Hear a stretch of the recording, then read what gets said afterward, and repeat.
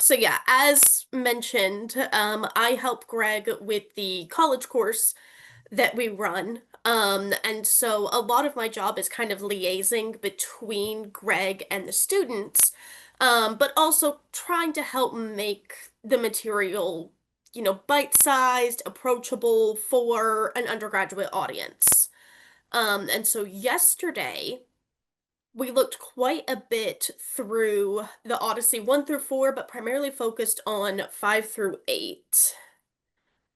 I think that's about as large as I can get it, Greg. That's perfect. Thank Um, you so much. and I know a lot of what we were chatting about yesterday was about the format of lament Yes. in the Odyssey. And we were focused a lot on, we talk about lament a lot through the Iliad, which our college students have already read and worked through. But especially yesterday, we were getting into, I'm going to scroll down to the passages. Perfect. Here we are. There we are. So, Greg, you're going to have to say some of these Greek names for me because I am an Egyptologist. Sure, but that's the beauty of our relationship in teaching a college course, dear Sarah and Hélène, which is that Arin is an Egyptologist. Lucky for me, she really likes the first millennium BCE. A lot of Egyptologists won't even talk to me because they do the earlier second millennium, and a lot of them do Third, even third earlier millennium. third, etc. So anyway, um, Aaron and I have not only been teaching the kind of courses in college where let's say STEM students have to take something about literature Mhm. because it's good for you, but for some people, it's just castor oil. But we really want to get college students who may be very anxious about their careers, or let's just say their grades and all those things. We want to make college students um, feel more comfortable with dealing with the Yeah. very challenging verbal art, Yeah. and and and we don't shy away, Aaron and I, from talking about very difficult things, very life-challenging things, because this medium, and I don't need to tell you two, dear Sarah and Ilan, um, we're dealing with a medium. Lately, I say that it took about 2,000 years for the oral tradition to develop to the kind of point that we see when we read what was eventually recorded in writing. So it's not just, shall we say, marveling at what one genius has done, or even many geniuses over many years. It's a archaeology of community over millennia, and Yeah. that's how good it is. And so, Aaron, maybe you could talk a little bit about how college students, especially, who are very career um, worried, how they what their first impression of something like the Iliad is. Oh, it's just shoot 'em up, and that's why lament is so important for both Aaron and me.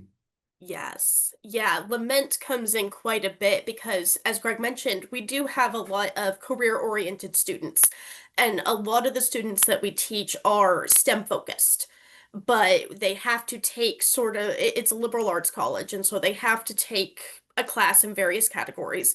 And we do have quite a few students who are taking our class just for fun. They've fulfilled their requirements, they've heard good things, they want to take something different. We do have quite a few of those students as well. We do have students that are interested in this topic, but the majority of our students, I would guess, are STEM focused, just trying to get the credit out of the way. And so they come in with these preconceptions, right? They don't know a lot about Greek mythology, or what they do know is Disney, Rick Riordan, those types of things. Very pop culture, Yeah. sanitized. And so the very first thing that we have them do in the first like 2, 3 weeks of the course is they read the entire Iliad. And it's fast and it's difficult. And what happens is afterwards we have conversations with them of, was it what you expected? And the answer is almost always no. They vaguely know it's a war story, but they expect the emphasis to be all of Achilles' great feats, and they expect him to feature very heavily throughout the story. They expect him to be doing a lot of the fighting because that's what they know about Achilles. They expect to see the Trojan horse because, of course, it's the story of the Trojan War. They don't expect the emphasis on comrades. They don't expect the emphasis on brotherhood and family and all of the connections that are made between the people in the Iliad. And so when they come out of it, oh, and the final thing that they expect is they expect Achilles to die. They expect to see the end of Achilles because it's his story. And so they come in with all of these preconceptions, and Greg and I have to hold their hand through it and they get it by the end, but one of the things that we heavily focus on is lament. And we take them through this whole journey throughout the whole semester about lament. And we always tell them, you're never going to get away from the Iliad. We're always going to wind up coming back to the laments featured in the Iliad, especially the laments of Andromache over Hector. And by the end of the semester, they get it. By the end of the semester, things have clicked into place. But especially where we're at right now in the semester, they're only just starting to lock in. We've only just hit this passage in the Odyssey where we see Odysseus crying over the exploits that happened in the Trojan War, as sung by, Greg, say this name, Demodocus. Demodicus, perfect. Couldn't be better. Perfect. So, as Demodocus is singing in the Odyssey, the exploits that Odysseus went through, and he's crying. And we keep bringing up lament for these students as an anchor point to get them through the Iliad, which is so difficult, especially for us in a modern concept where most of us aren't familiar with war. Most of us haven't gone through these battles or have been familiar with it in the way that the ancient Greeks would have been. And so we use lament as an anchor to hold them through the whole semester. And that's really sort of the secret of the class is the class frames, how did the ancient Greeks use heroes to deal with death? But it's sort of secretly labeled lament in ancient Greece. Yes. That's beautiful. And Arin, you might mention how frustrated both you and I are that some of the greatest hits of ancient Greek epic, um, beyond the Homeric Iliad, beyond the Homeric Odyssey, have not survived except in plot outlines. And even though you're very young, Arin, you know the expression cliff notes. But I bet even younger people don't even know what cliff notes are. No, so a lot of our students, they were sort of phasing out even when I was in undergrad, which was, oh gosh, I'm not gonna say. Um, Not terribly long ago, but long enough ago. But even then, they were starting to phase out Spark Notes and Cliff Notes. I think in my head, I had that Cliff Notes are a little bit older, and then Spark Notes came in, tried to make them more approachable. I might have that backwards. But yeah, the students aren't as familiar with these sort of summaries, these reading guides, um, that were there for a while. But yes, this is something that we have to help our students understand, is especially we were reading through the summary of the Iliupersis by Yes. Proclus, and having to explain to our students what this is. This came up with my group of students yesterday of we were having to explain that this is not the Iliad, this is not the Odyssey, this is a third thing that explains some of the gaps effectively between the two narratives. And this is how we know about the Trojan horse. Because as I've noticed, it's not in the Iliad. And we've jumped ahead in the Odyssey, and they're like, well, how do we know about this? And so we have to use these little, as Yeah. Greg calls them, cliff notes, these summaries, these plot summaries to help us fill in these gaps. And one thing that my students always get stuck on is, but which came first? And one of the larger struggles we have with the students is the fact that this was an oral tradition. These would have been happening simultaneously. They would have been in dialogue with each other, and only later were they actually written down. But we are so used to a written format, we are so accustomed to things being fossilized. That's always very difficult for the students to understand. They were asking me yesterday about different versions, and oh, but I read this version that said that this happened. And I had to tell them, both are true. And it's so hard for them to wrap their brain around. And so getting them in the habit of looking at these summaries, understanding that these stories can simultaneously be true but contradict each other, and that we only have what survived the historical record. There might be other things that existed at the time that we just don't have. And what you just said, dear Aaron, brings me to something that I haven't yet shared with you. So I'm sharing now with our wonderful group here, which is there's one particular student who both comes to the lectures that Aaron and I do together, but who also is assigned to a section which only Aaron does, where Aaron can work with a smaller group. So this student, student X, is very bright, very, very inquiring. I love his curiosity. Comes up to me after the lecture that you and I gave yesterday, and he says, "Now wait a minute." And I'm going to do a spoiler alert. Is that okay with you, Sarah and Hélène? Which is, let's face it, even in the Iliad, Andromache in Iliad 6 is already predicting, uh, or shall we say, foreseeing that her son, the son she had with Hector, um, is going to die. Um, she doesn't talk about who will be the killer, but let's just say it's already a foregone conclusion that the infant will die. And that's one of the reasons it's such a moving scene when Hector and Andromache have their final farewell in Iliad 6.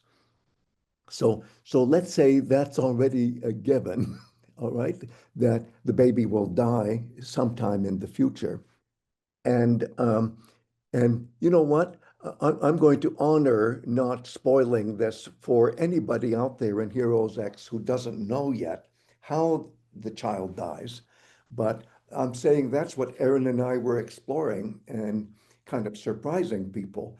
But let me preview one thing which Aaron doesn't know is this student came up to me and said, "But wait a minute, um, I've seen vase paintings where the child is killed not by the hero that you were talking about, but by another hero." And that's exactly what Aaron is talking about when people see contradictions and they'll say, "What's going on?" And then Aaron and I have to explain, well, this is a medium that is meant to be the truth value for a lot of localities that may be rivals with each other, et cetera, et cetera.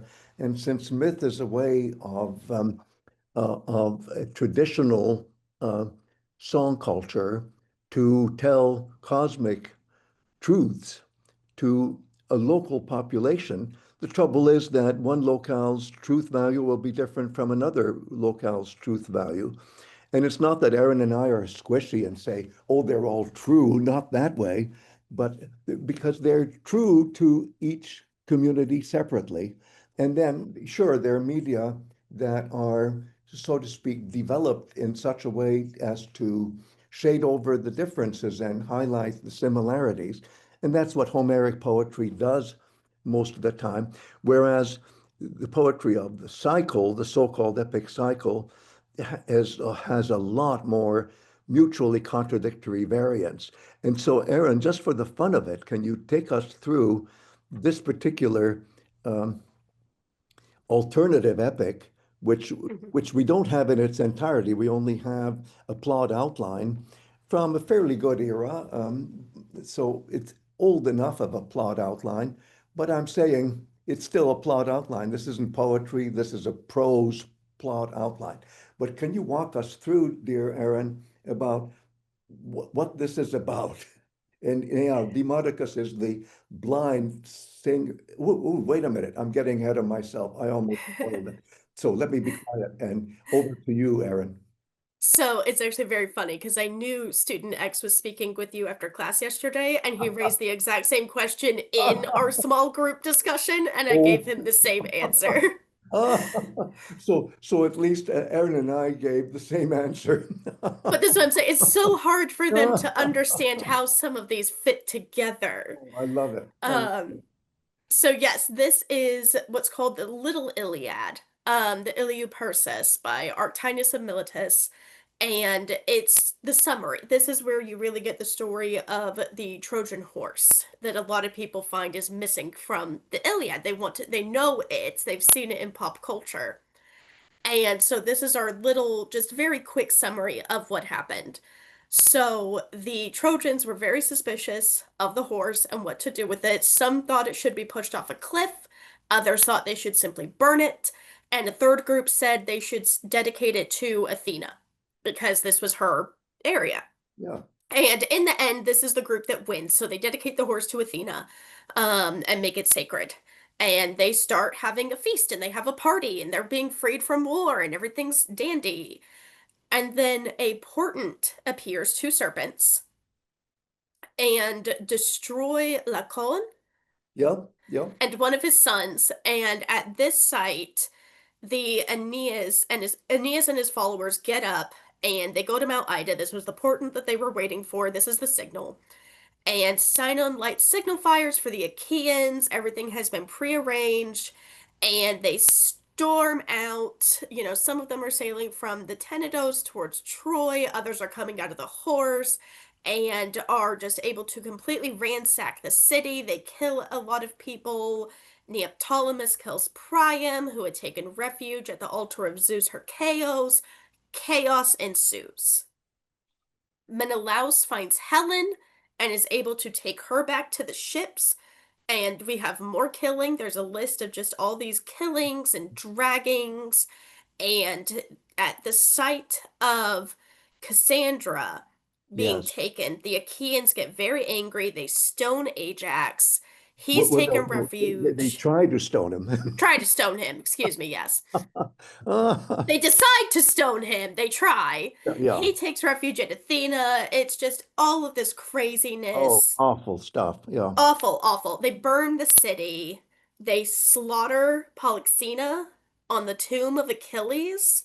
Odysseus, here it is, kills Here it is. Astyanax. Whoa, stop. Stop right there. Wait a minute.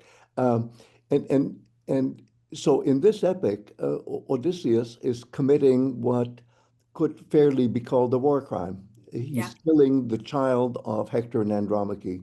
And we know from other sources, it's even worse that he takes the infant to the highest point of the walls of Troy and throws the infant to his death. Wow. Okay. yeah, And and so this is where the student comes up to me after our joint lecture where Aaron and I are talking about this passage and says, but wait a minute, there's a vase painting where it's Neoptolemus, the son of Achilles, who kills the baby, and it's not Odysseus. And right, but in this particular epic tradition, which is the Iliou-Persis, the destruction of Troy. And by the way, dear Aaron, I hate to break this to you, but there are two micro-Iliads at least, and actually more. So folks often call the other one Little Iliad. They call this one Iliou-Persis because that other name has been taken. But yeah, it's two different versions. It's very different, mutually contradictory versions of the end of Troy. But so you're right to call it Little Iliad, but a classicist would say, wait a minute, wait a minute. That is called the Ilias Mikra, and this is the Iliou Persis. But same deal. It's still a micro Iliad. It's only 4 scrolls, Aaron. yeah. And how many scrolls? Well, we all know how many scrolls for the Iliad. It's 24 scrolls. So if I divide 4 into 24, I guess this micro epic for which we only have a plot outline is help me with my math. So it's 1/6 the size of Yep. our Iliad, which is 15,000 verses. So people will try to guess how the Eleupersis, how big that was, but obviously the scroll size tells you a lot. Yeah. Anyway, I'm sorry for that interruption. Do go on, dear Erin. I think Claudia actually has something to add for Oh, us. please, dear Claudia. Well, it's not, I'm not adding to that. I have a question actually. So, we're talking about these kind of different variants about what could have happened, different versions. And so I'm just kind of wondering, last time we were talking a lot about this word antagonism, Yeah. and Greg, you had just mentioned that there were all different thoughts about by different localities about what would have happened. So they might have a different version. So do you feel like for people there was a sense of our version is the right version, that version is the wrong version? Or Well, do yeah. all those versions live simultaneously? Like Neoptolemus is the killer and Odysseus is the killer and whoever else also killed Astyanax is Well, also the killer. no, but for them, it's not squishy the way it can be if students say, well, how do you account for it? And we have to say, well, different people, different societies have different truth values, and myth is a way of telling truth values. It's not, Erin and I, we've been back and forth on this. I'm allergic to the word fiction because fiction implies that something is not true. Well, yeah, um, what's a cosmic truth to one community, and you cross the mountain, go to the next valley, may be a fiction for that because they say that's a lie. And the Odyssey is Mhm, full of situations where Odysseus, because he's such a shapeshifter, he can negotiate between one tradition and another tradition and make it all sound the same, or make it sound squishy. But it's mhm, not squishy mhm. at all. It's dead serious. Myth is cosmic truth for the locale. But that's why, Okay. sure, Claudia, you and I don't have to believe any of this. In fact, we don't because we're trying to be empirical. We're trying to be scientific about myth.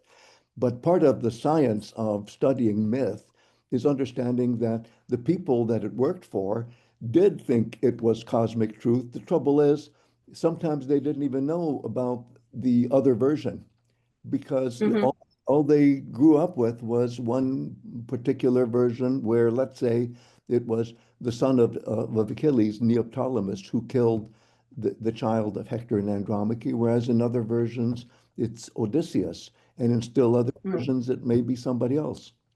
mhm. Okay. So I hear that. Also, I'm wondering, like, so within a community, though, could there be different versions? It's not that I'm not saying it's truth. I'm saying I think our sense of that is a problem, that there are different versions, is our problem. I just don't know that it's their problem. Do you know what I'm saying? No, it's not their problem. What they will Right. say, That's exactly. or let's say there are different days because so for example, in this project that I did so many years ago, maybe oh my goodness, over 40 years ago, what I try to say is that uh, as communities get more and more interconnected, and a good example is medieval Irish society. What happens is if there are special privileges given to, for example, artisans who are masters of verbal art, that is to say, poetry.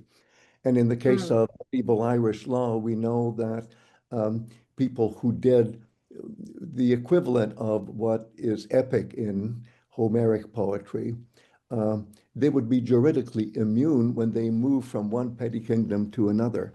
But that means that mm, if you have to please different communities that have different truth values, you really learn the hard way, don't you, that you've got to shade over the differences and try to highlight the similarities. And my term for that in the book Best of the Achaeans is Pan-Hellenism.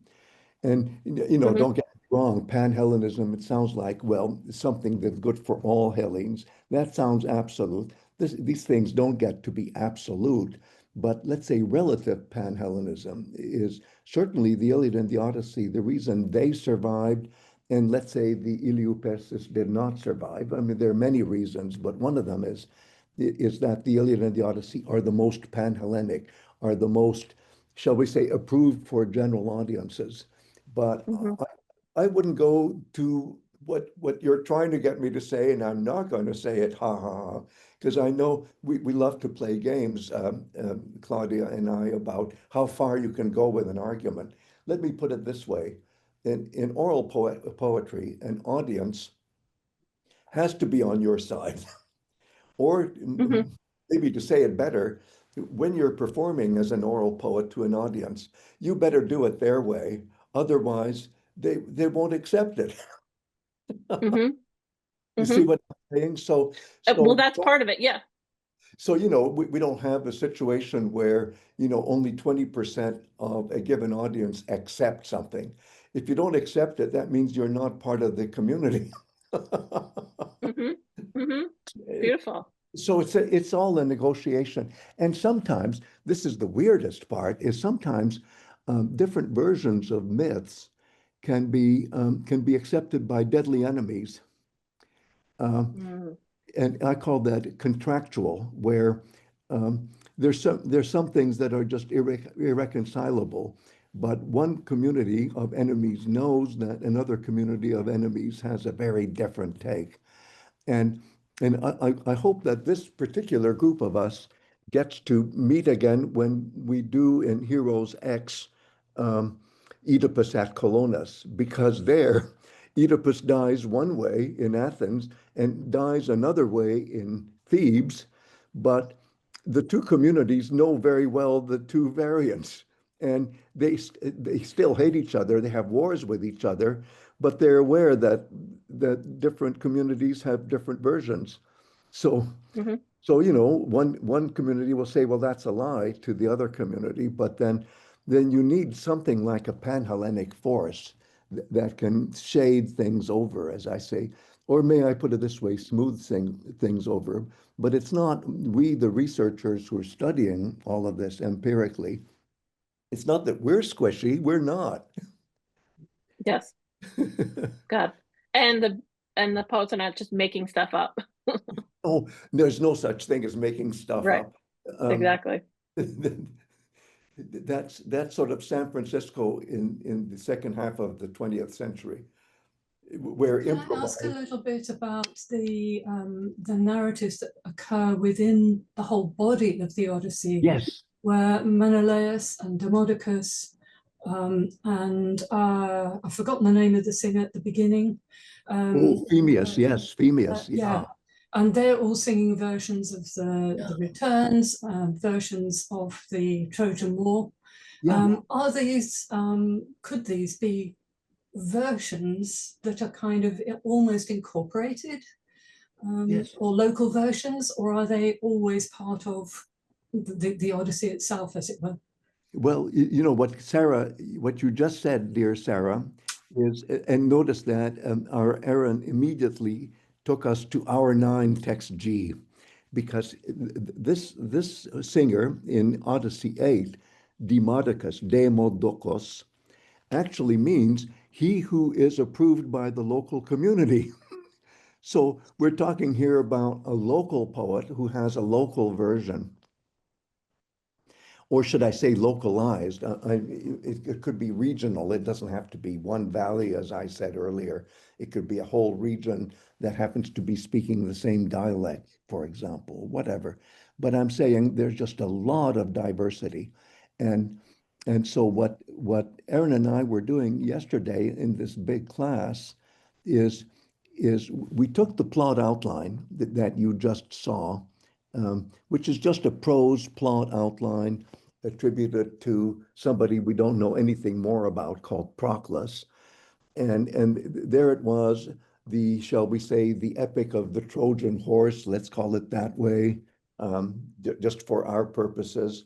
And it took it took the equivalent of 4 papyrus scrolls to write it down versus 24 papyrus scrolls. I was telling the group, dear Claudia, earlier, 24 Mm. versus 4. So this other epic was 6 times shorter. But the weird thing is, and I can't get over it. And I was telling, remember, Aaron, I was telling the students is I still can't get over something that just hit me between the eyes 50 years ago, that in Odyssey 8, this local poet, or somebody, Sarah, who's represented as a local poet, this local poet is telling the Trojan horse story in almost exactly the same way that we just heard from that plot outline.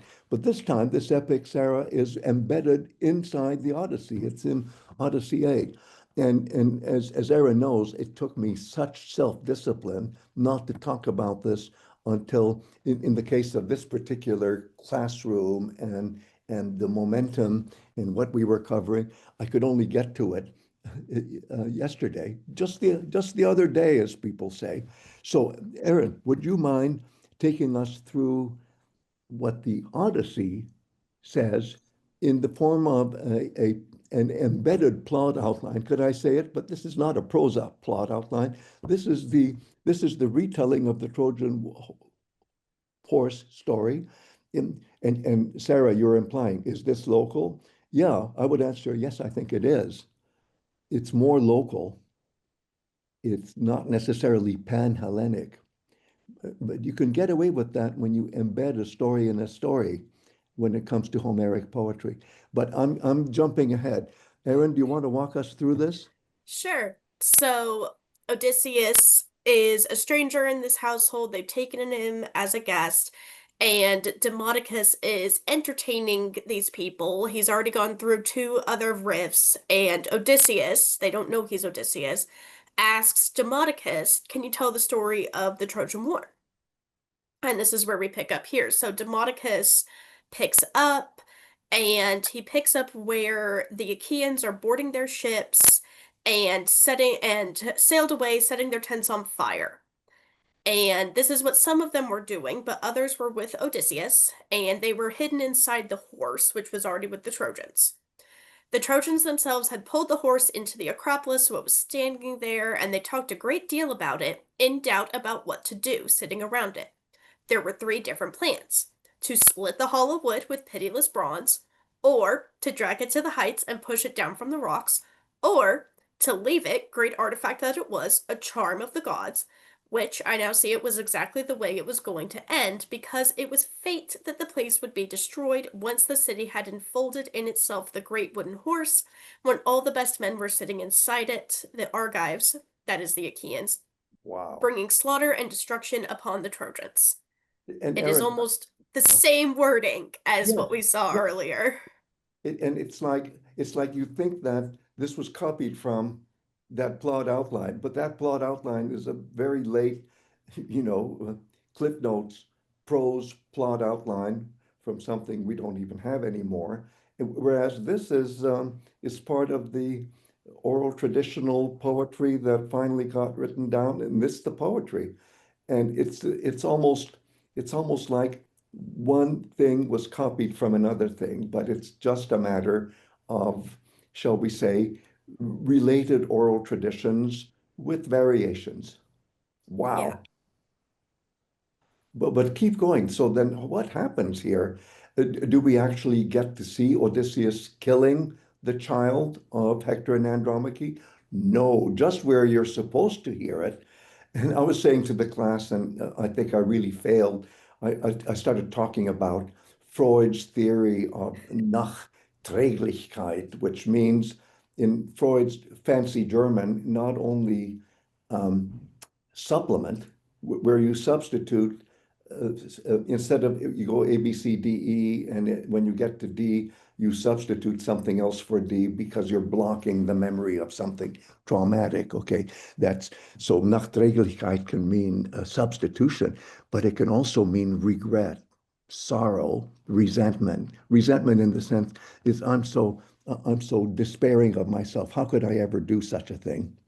And so when you remember something, but wait a minute. So we don't have just where you're expecting how, well, gee, if this impartial oral poet is saying that all this slaughter was happening just at the point where you expect the poet Demodocus in this case to say, oh, and then Odysseus killed Astyanax. What happens, Arin? Yeah, so we come through this description of what's been happening, and we get to this part here. So these were the things that the singer most famed was singing. As for Odysseus, he dissolved into tears. And we get this description of Odysseus crying as a woman. And we wind up describing this woman, just as a woman cries, falling down and embracing her dear husband who fell in front of the city and people he was defending, trying to ward off the pitiless day of doom that is hanging over the city and its children. She sees him dying, grasping for his last breath, and she pours herself all over him as she wails with a piercing cry. But there are men behind her, prodding her with their spears, hurting her back and shoulders, and they bring for her a life of bondage, which will give her pain and sorrow. Her cheeks are wasting away with sorrow that is most pitiful. So also did Odysseus pour out a piteous tear from beneath his brows. And it goes on. But what we see here is Odysseus cannot handle the memory of what he did, and he breaks down. But rather than describe it just like that, we get this substitution of a description of a woman.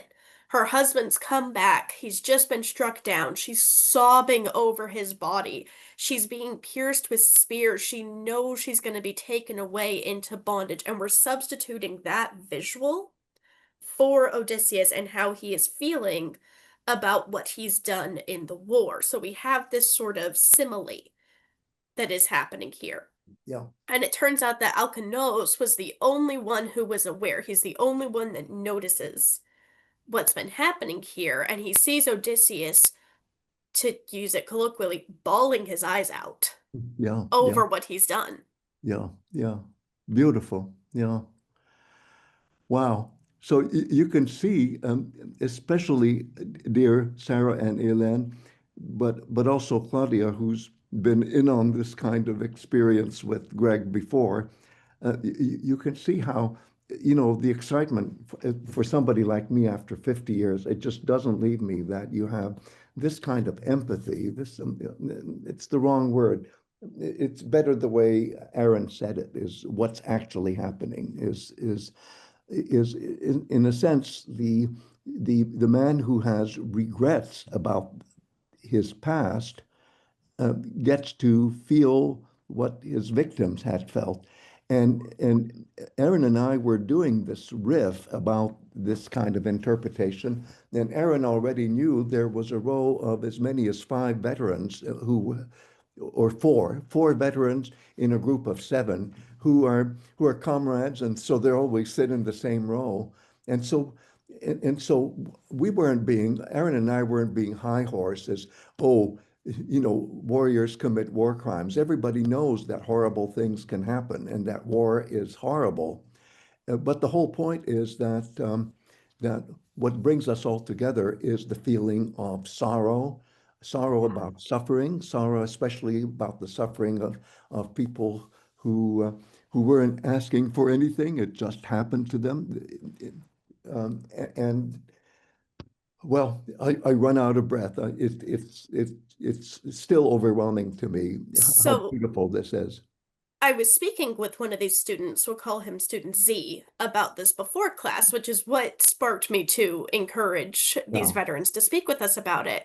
And as he was reading this passage, he identified symptoms of PTSD yeah, effectively. And he noted, he said they wouldn't have had that term, they wouldn't have used that modernism, but they recognize the effects of war and how this can affect people, and they're describing it. And he said, he understood what Homer, or the author, however, master narrator, however you want yeah, to phrase it, yeah, was getting at here, and the feelings that Odysseus was showing as an after effect of war. And student Z was telling me he and his buddies all identified with that to various degrees, yeah, being veterans and understanding where this came from. And he said it really endeared him to Odysseus and it endeared him more to Greek mythology that this has been a thing.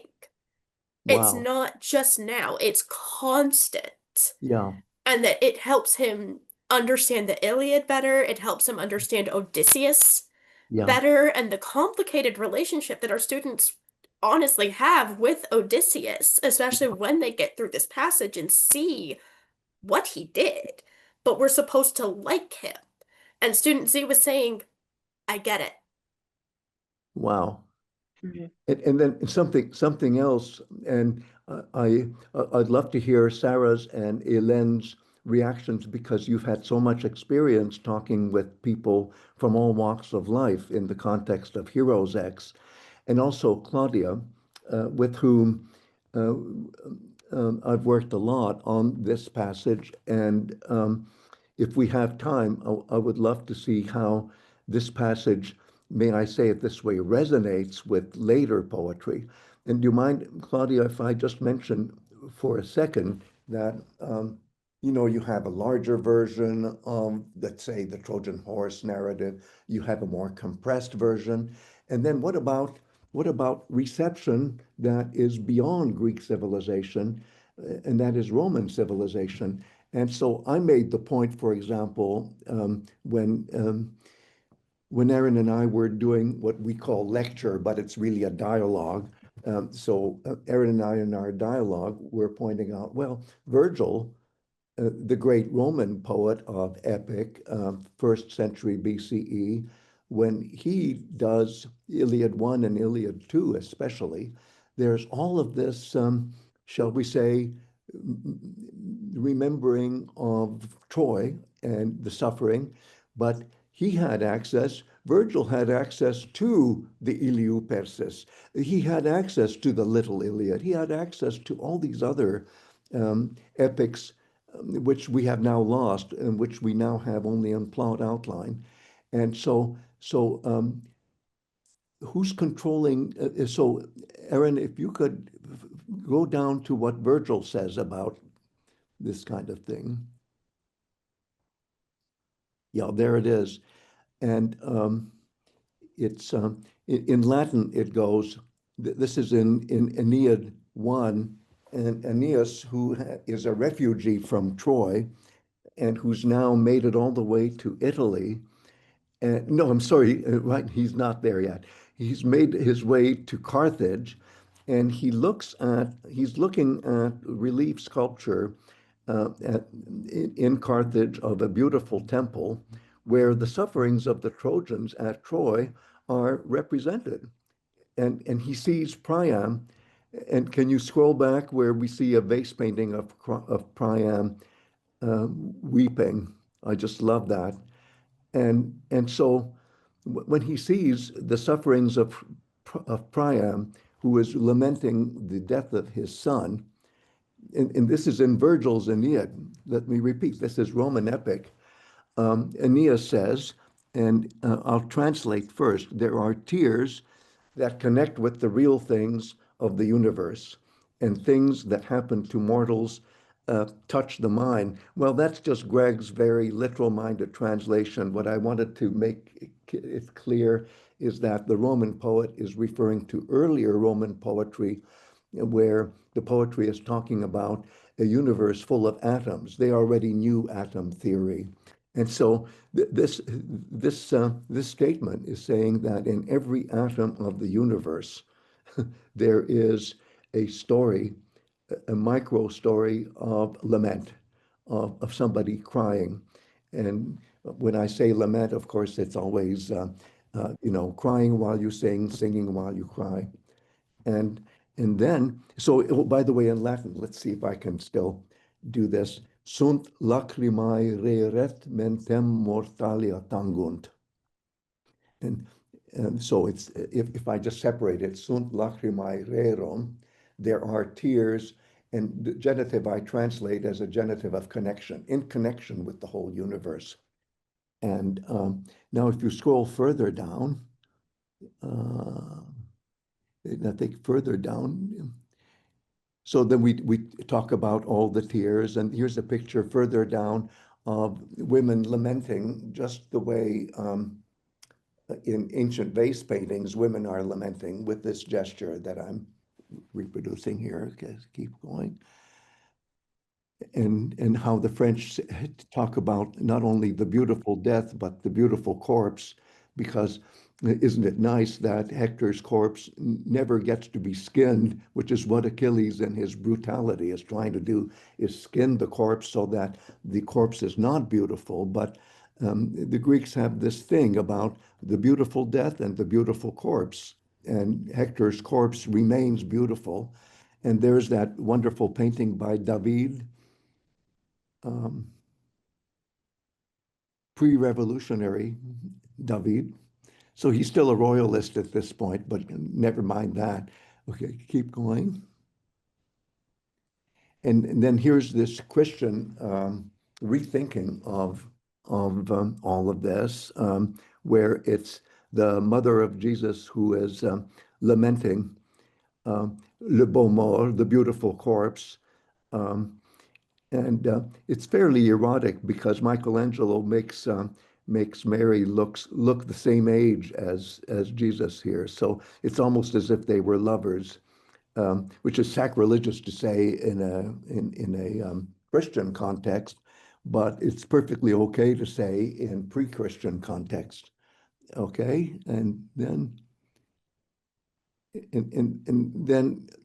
what Arin and I were showing yesterday was this picture was taken in the mid 1930s, and what we see here is a demonstration where a demonstrator has been shot to death by the regime in this case, and the demonstrator's young mother, a young widow, is lamenting over the corpse of the demonstrator. And the great poet Ritsos saw a picture of this in the newspaper in the mid 30s, and he did this amazing song, which poor Arin, we had the poem which was set to music. We played it for the class. I hope they liked it. I don't know. I couldn't tell. Did the kids like it? I think they like it. They find it intriguing. I think they're still a little confused about why we're showing it, but I think after yesterday they finally got there. Yes, I agree. Okay. So Greg, I think there's some work that you've done and already published in masterpieces of metonymy that would Yes. help us kind of think through some of this content we've just been discussing. Yes, thank you so much, Claudia. And um, this has to do with this book that is available online and that we can share with our group, our online group.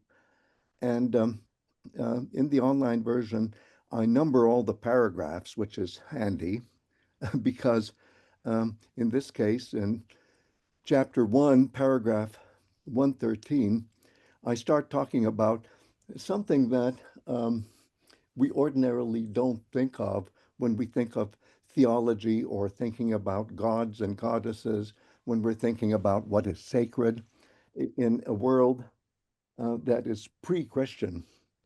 And so I come up with this term theoeroticism, where even thinking of the divine, thinking of something that is superhuman, is already so attractive that it almost seems erotic.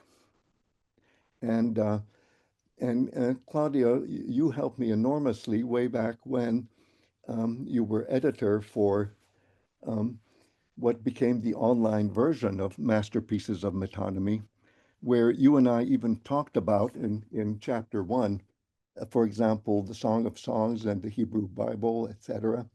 But let me talk instead about the statue of Zeus at what was considered to be one of the wonders of the world. It was a gigantic golden ivory statue. And when Phidias, the great Athenian sculptor, and you see him here in line 4 of paragraph 113, when Phidias, the sculptor, sculpted the statue of Zeus at the temple of Zeus in Olympia. And I say this statue was the wonder of the world. I'm fascinated with the fact that in Strabo, next line, uh, who's the geographer, he refers to an interview that had happened where Phidias, the sculptor, was asked, "Well, what inspired you to create such a beautiful head of hair for Zeus in the temple of Zeus?" And it turns out that for him, one of the big moments was in Iliad 1, where when Odysseus bows his head uh, um, in assent, in agreeing to what is essentially the plot of the Iliad, his head of hair um, is was so inspiring to Phidias that he really did a masterpiece of a job in representing the hair of Zeus in the statue of Zeus, and in this case, the statue of Zeus um, became so popular that people credited Phidias as being the inventor of doing really beautiful hair for male and female um, uh, uh, subjects. And then if you scroll further down, um, it turns out that when the temple of Zeus fell into neglect in the Christian era, where be, Zeus was no longer venerated, an antiquarian took the initiative of taking the statue to Constantinople, the new capital of this new empire, the Byzantine Empire, and it turns out that people were so impressed with the hair of Zeus that they started painting the head of Jesus with hair that looked just like the hair of Zeus. And first there was a lot of resistance, as I say here. People might enjoy the historical background, and unfortunately, the statue of Zeus didn't last long. It lasted for about a century, and then it went up in a puff of smoke and a giant fire, where the sort of palatial museum in which the statue was housed was burned to the ground. So anyway, what I'm saying is that because in Eastern Christian traditions, um, the the Son in the Trinity of Father, Son, and Holy Spirit is really the executive of the universe.